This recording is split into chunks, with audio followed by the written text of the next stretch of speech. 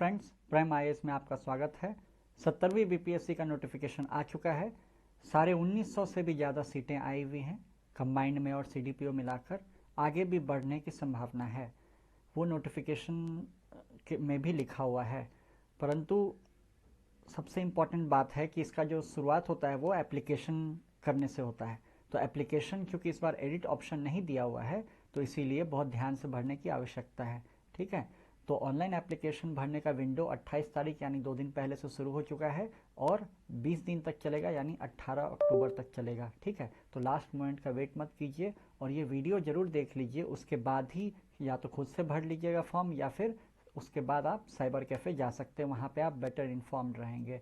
ठीक है, यहाँ पे आपको पहले से जो नोटिफिकेशन में दिया हुआ है उसके आधार पे कुछ डॉक्यूमेंट्स पहले से ही आप अपने साथ रखिएगा। जैसे कि आईडी संबंधी आप आधार कार्ड का एक पीडीएफ रखिएगा। उसके बाद यदि आप परमानेंट रेसिडेंट हैं तो परमानेंट रेसिडेंट के लिए आप कुछ सर्टिफिकेट रख सकते हैं। फिर उसके बाद एजुकेशनल क्वालिफिकेशन रिलेटेड 10th और ग्रेजुएशन का सर्टिफिकेट हो गया।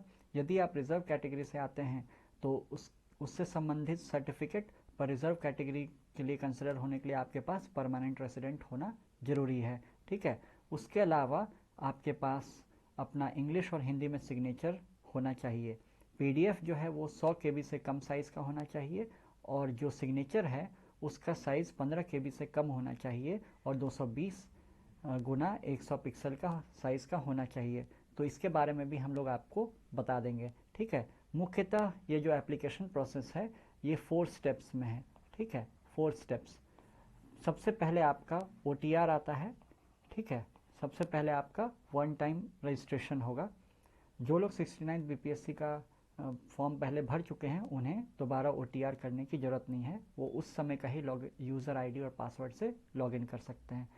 जो लोग नया इस बार भर रहे हैं तो उनको पहले वन टाइम रजिस्ट्रेशन करना होगा, OTR करना होगा, और फिर उनको अपने मोबाइल और ईमेल आईडी पर आपका यूज़र आईडी और पासवर्ड आ जाएगा।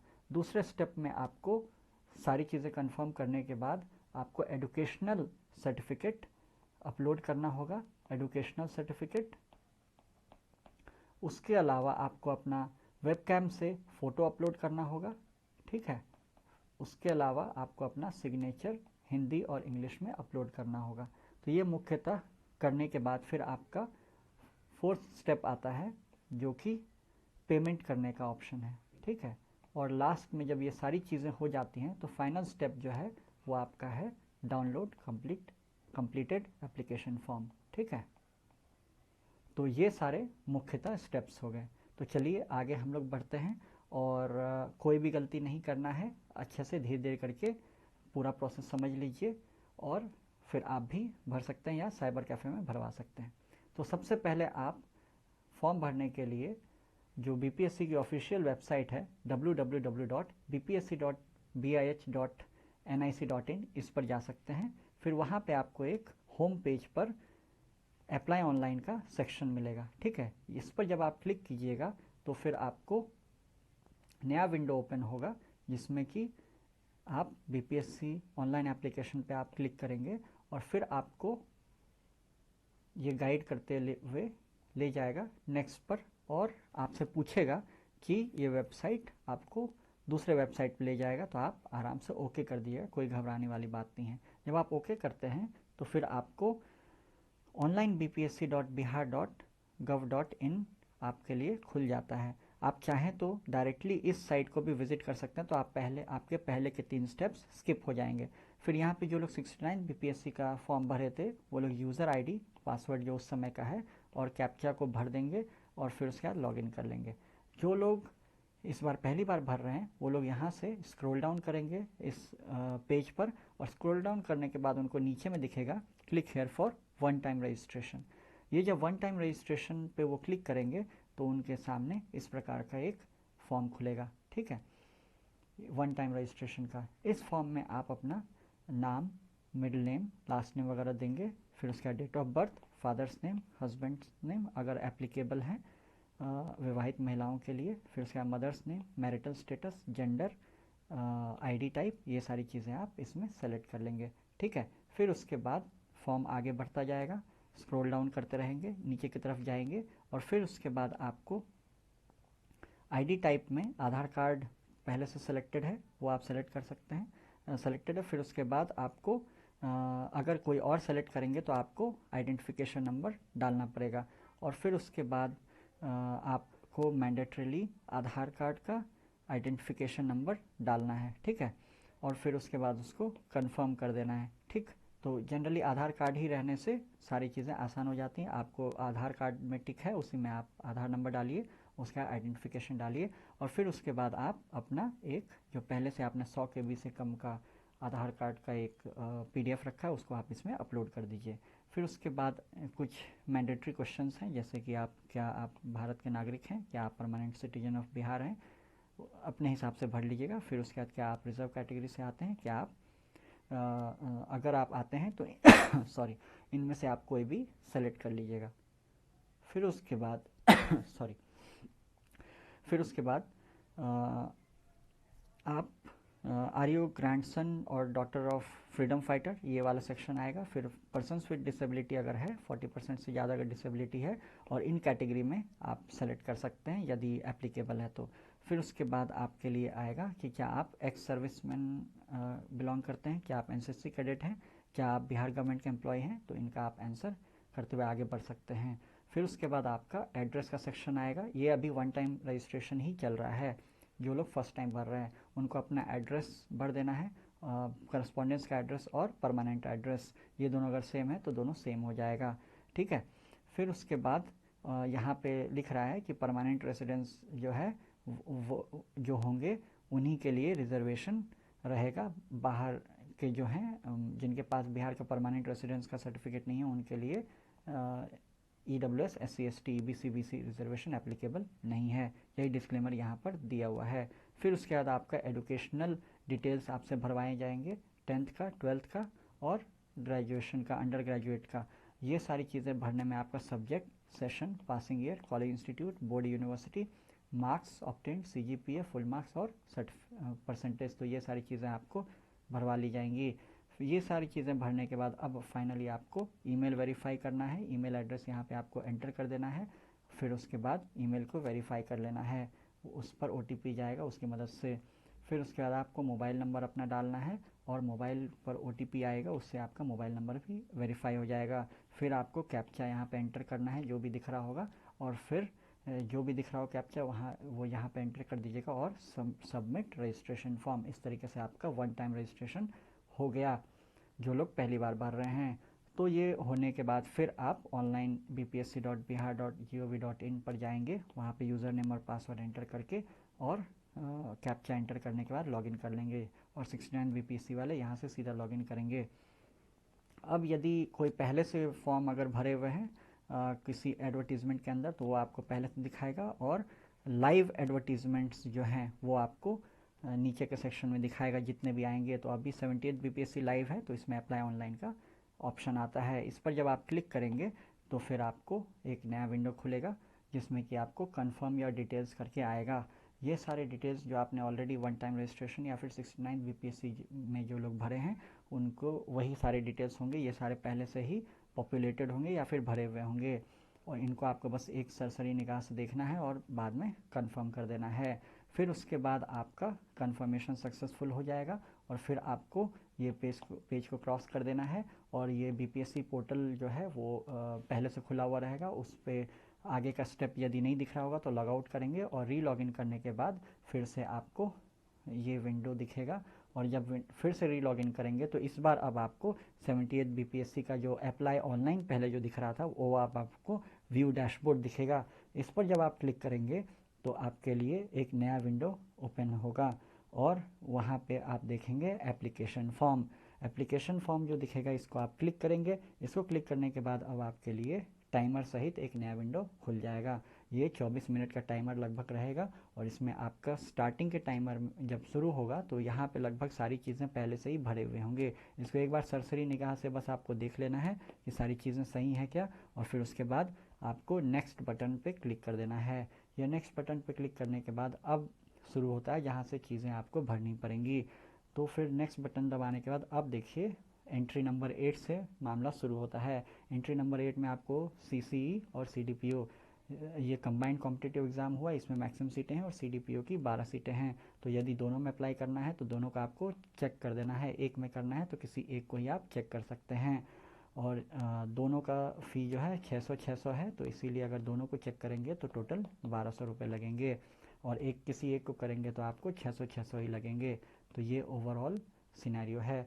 फिर उसके बाद अब आपको यहाँ पे एजुकेशनल क्वालिफ़िकेशन फिर से भर देना है। यहाँ पे सिर्फ वन टाइम रजिस्ट्रेशन में आपसे मैट्रिक, 12th और ग्रेजुएशन का भरवाया गया, तो यहाँ से आपसे सिर्फ मैट्रिक और ग्रेजुएशन का भरवाया जा रहा है। तो ये सारी चीज़ें जो पहले से आपने भरी हुई थी उसे फिर से subject, session, year of passing, institute, board, university, marks, CGPA, full marks और परसेंटेज, ये सारी चीज़ें भर देनी है। और उधर टाइमर चल रहा होगा, टाइमर सफिशियंट रहता है। यदि साइबर कैफ़े जाएंगे तब तो वो लोग तो और जल्दी कर देंगे आपके लिए। फिर उसके बाद अपलोड सर्टिफिकेट्स है, तो यहाँ पे मैट्रिक का सर्टिफिकेट डिटेल्स आपको एंटर कर देना है, सर्टिफिकेट का नंबर और इशू डेट। फिर उसके बाद यहाँ पे अपलोड सर्टिफिकेट, तो 10th का आप सर्टिफिकेट इसमें अपलोड कर दीजिएगा। और एंटर ग्रेजुएशन डिटेल्स में फिर आप ग्रेजुएशन का भी सर्टिफिकेट नंबर, उसका इशू डेट और अपलोड कर दीजिएगा, ग्रेजुएशन का सर्टिफिकेट। ये सारी चीज़ों में बस इतना ध्यान रखिएगा कि यदि कहीं पे भी कोई डिजिटल सिग्नेचर है तो वो आपका साइज़ रिड्यूस करने में उड़ नहीं जाए। तो इसका एक ही तरीका है कि आप इमेज फॉर्मेट में या फिर स्कैन्ड कॉपी को आप प्रिंट आउट का आप स्कैन कर लें, या फिर स्क्रीनशॉट लेकर उसको इमेज का ही यूज़ करें, डायरेक्ट PDF का यूज़ नहीं करें, डिजिटली साइंड PDF का। अब हम लोग 10th एंट्री पर आएंगे, प्रेजेंट। और आप यदि खुद से साइज़ रिड्यूस करना चाहते हैं तो आप ये बिग PDF वेबसाइट का आप इस्तेमाल कर सकते हैं। फिर उसके बाद अब आ जाते हैं हम लोग प्रेजेंट और प्रीवियस 10th एंट्री। हम लोग 8 एंट्री से शुरू किए, 8th 9th, अब 10th पे आ जाते हैं। 10th एंट्री में हम लोग प्रेजेंट और प्रीवियस या लास्ट एम्प्लॉयमेंट डिटेल्स के बारे में भरना शुरू करेंगे। यस है यदि तो परमानेंट या टेम्प्रोरी अगर आप जॉब में हैं, date of joining, date of leaving, उसके बाद reason for leaving, pay scale और अपॉइंटिंग अथॉरिटी, इन सारी और उनका डेजिग्नेशन, ये सारी चीज़ें आपको एंटर कर देना है। फिर उसके बाद अब एक डिक्लेरेशन दे देना है कि क्या आप कभी एक्सपेल हुए हैं, हाँ या नहीं। तो फिर उसके बाद आपको आगे बढ़ना है। अब इम्पॉर्टेंट आता है कि कुछ आप यदि लास्ट के 3 साल में 6 महीने से ज़्यादा जिन जिन जगहों पर रहे हैं उन जगहों का आपको डिटेल्स देना है। एक जगह पर रहे हैं तो एक ही जगह का डिटेल्स देना है, कब से कब तक रहे हैं और उसका पता क्या है। तो ये बेसिकली आपको एक फॉर्मेलिटी है जो कि कंप्लीट कर देना है। यदि एक ही जगह रहे हैं तो फर्स्ट कॉलम ही भर दीजिएगा, 3 साल पहले का कोई डेट ले लीजिएगा और 3 साल पूरा दीजिएगा, ठीक है। और फिर उसके बाद उम्मीदवार की हाइट, यानी 13th एंट्री जो है जिसमें कि हाइट देना है, इसमें आपका सेंटीमीटर में भी देना है और फीट और इंच में भी देना है। तो ये आप लोग एक बार देख लीजिएगा। फिर उसके बाद मेजर ऑफ चेस्ट यानी छाती की चौड़ाई, ये भी आपको पहले नॉर्मल कंडीशन में, जब आप नॉर्मल कंडीशन में आपको सेंटीमीटर और इंच में देना है। फिर उसके बाद सांस लेने के बाद आपको सेंटीमीटर और इंच में नाप कर मेजरिंग टेप से दे सकते हैं। फिर उसके बाद आपका 2 पर्सन्स का नाम बताना है जो कि कैंडिडेट को जानते हैं पर उनके रिलेशन में नहीं हैं, और ये 6 महीने से ज़्यादा तक जानने चाहिए। ऐसा नहीं कि 1 महीने पहले मिले आप किसी से क्लासरूम में और फिर उसी का नाम डाल दिए। तो ये बेसिकली वेरिफिकेशन में यूज़ हो सकता है। फिर उसके बाद 1 बॉडी आइडेंटिफिकेशन मार्क, मतलब बेसिकली आइडेंटिफिकेशन मार्क कैंडिडेट का यहाँ पे आप एंटर कर दीजिएगा। इसके बाद आप फाइनल स्टेज में आप आते हैं जिसमें कि आपको ये वेबकैम है, लाइव वेबकैम रहेगा, और यहाँ पे आप अपने आप को देख पाएंगे। वेबकैम के सामने लाइट वगैरह की स्थिति अच्छी होनी चाहिए, कल भी नोटिफिकेशन आया है। मफलर, टॉवल, चश्मा ये सब नहीं लगा हुआ होना चाहिए। फिर उसके बाद और हल्का बैकग्राउंड होना चाहिए और लाइट पर्याप्त होनी चाहिए। यहाँ पे जब आप अपने आप को अच्छे से यहाँ पे जब आपकी फ़ोटो अच्छे से आ रही हो तब फिर आप वहाँ पे क्लिक टू कैप्चर इमेज कर दीजिएगा, और जैसे ही आपने इमेज कैप्चर किया यहाँ पे आपको वो इमेज, यहाँ पे आपकी हिलती हुई इमेज होगी पर यहाँ पे एक स्टिल इमेज आ जाएगी, ठीक है। ये स्टिल इमेज को आपको देखना है और फिर उसके बाद क्लिक टू अपलोड इमेज कर देना है। यदि इमेज कैप्चर करने के बाद आपको फ़ोटो संतोषजनक नहीं लगता है तो आप रीटेक फ़ोटो कीजिए, फिर उसके बाद क्लिक टू कैप्चर कीजिए और फिर क्लिक टू अपलोड कीजिए। तो ये प्रोसेस आपको रिपीट करना होगा यदि आपको आप अपने फ़ोटो से संतुष्ट नहीं हैं तो। उसके बाद फिर आपको इंग्लिश और हिंदी में आपको अपना सिग्नेचर अपलोड कर देना है जो कि 15 KB से कम साइज़ का होना चाहिए, और 220 गुना 100 पिक्सल का होना चाहिए। और ये पिक्सल रिसाइज करने के लिए आप रिसाइज पिक्सल वेबसाइट का इस्तेमाल कर सकते हैं, जहाँ पे फिक्स्ड एस्पेक्ट रेशियो को आप अनचेक या अनटिक कर दीजिएगा।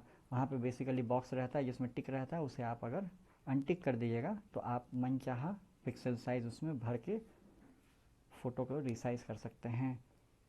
अब फाइनली ये सारा चीज़ करने के बाद आप यहाँ पे सबमिट एप्लीकेशन आता है, उससे आप एप्लीकेशन को सबमिट कर दीजिएगा।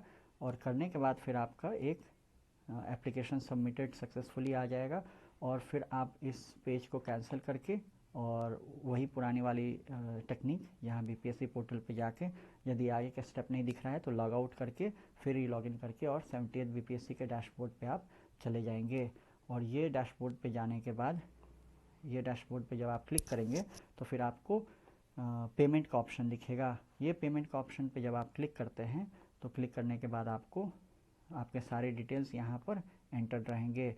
ये डिटेल्स को एक बार देख लेना है और फिर उसके बाद प्रोसीड कर देना है। प्रोसीड जैसे ही आप करेंगे कि आपको एक विंडो आ जाएगी जिसमें कि पूछा जाएगा आपसे कि क्या आप श्योर हैं, तो उसको आप ओके कर दीजिएगा। ओके करने के बाद आपको पेमेंट विंडो पर ले जाया जाएगा। ये पेमेंट विंडो में आपके पास डेबिट कार्ड, इंटरनेट बैंकिंग और यूपीआई जैसी सुविधाएं मौजूद है। इसमें से कोई भी एक सुविधा का इस्तेमाल करते हुए आप पे नाउ कर दीजिएगा, ठीक है। और फिर उसके बाद आपका यदि पेमेंट सक्सेसफुल हो जाता है तो उसके बाद फिर go back to home page आप कर सकते हैं, या फिर इस पेज को आप कैंसिल करके और फिर लॉग आउट करके री लॉगिन करके डैशबोर्ड पर चले जाएंगे। ये क्यों ज़रूरी है? क्योंकि अब आपको कंप्लीटेड एप्लीकेशन फॉर्म डाउनलोड करना है। जैसे ही आपने वो किया कि आपको फिर से एप्लीकेशन पोर्टल में गए तो आपको प्रिंट एप्लीकेशन फॉर्म दिख रहा है, तो ये आपका कंप्लीटेड एप्लीकेशन फॉर्म है। ये जब आप इस तरीके से आपका पूरा फॉर्म भी भर गया और सारे जो डिटेल्स हैं कि कब आपने रजिस्टर किया, कब आपने पेमेंट किया, कब पीटी एप्लीकेशन पूरा कंप्लीट हो गया, ये सारी चीज़ें यहाँ पे आपको एंटर मिलेंगी। और यदि कोई भी समस्या आती है तो आप बीपीएससी के हेल्पलाइन नंबर 9297739013 पर जाकर संपर्क कर सकते हैं।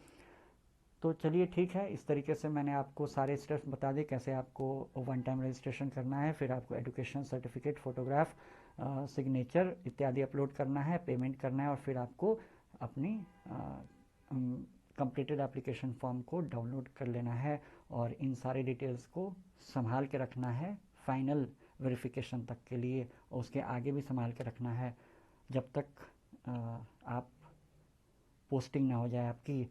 तो चलिए, इसके साथ ही हम लोग वीडियो के एंड पे आ गए। अब मुझे आशा है कि अब आपके सारे डाउट्स रिजॉल्व हो गए होंगे। ये पीडीएफ आपको हमारे टेलीग्राम चैनल प्राइम आईएएस से भी आपको मिल जाएगा। प्राइम आईएएस 1 से आप ये पीडीएफ को डाउनलोड कर सकते हैं। उसके अलावा यदि 70वीं बीपीएससी में अभी लगभग 45 से 45 दिन ही बचे हुए हैं, तो अगर कोई भी रिवीजन में दिक्कत है तो आप हमारे super revision batch SDM batch में एडमिशन ले सकते हैं।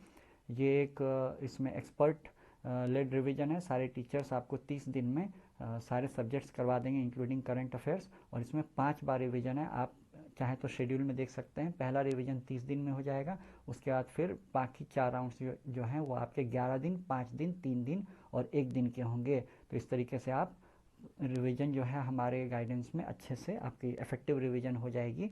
और आप शेड्यूल को फॉलो करेंगे तो आपका रिवीजन में आपको घबराहट भी नहीं होगी। इसके अलावा यदि आप एडमिशन लेना चाहते हैं तो आप इन नंबरों पे कॉल कर सकते हैं, या फिर हमारे टेलीग्राम चैनल के थ्रू भी ऐप पे जाके भी इस कोर्स को ख़रीद सकते हैं। Thank you so much. आप आशा करते हैं कि आपको ये वीडियो पसंद आया होगा, और कमेंट्स सेक्शन में भी आप बताइएगा यदि आपको किसी प्रकार का भी कोई डाउट रहता है तो। और लास्ट एक है कि जो लोग 69 बीपीएससी का फॉर्म पहले से भर लिए थे, उन्हें चूँकि वन टाइम रजिस्ट्रेशन नहीं करना है, तो इसीलिए उनसे जो बेसिक जो सर्टिफिकेट्स हैं, जैसे कि उनका आधार कार्ड का सर्टिफिकेट हो गया, फिर उनका यदि परमानेंट रेसिडेंट अगर हैं, या फिर उनका कास्ट सर्टिफिकेट है, तो ये टाइप के सर्टिफिकेट्स जो हैं वो आपके नहीं मांगे गए हैं। क्यों हो सकता है या तो मेंस में मांगे या फिर उनके लिए फिर से विंडो ओपन हो, परंतु आपको सिंपली जाके अपना सारा आगे का प्रोसेस कंप्लीट कर लेना है बाकी बच्चों की तरह ही। और लास्ट में हमारा फाउंडेशन बैच भी शुरू है, तो आप फाउंडेशन बैच में भी हमारा जो लोग अगली बीपीएससी को टारगेट कर रहे हैं वो भी एडमिशन ले सकते हैं इन नंबर्स पे कॉल करके। Thank you so much.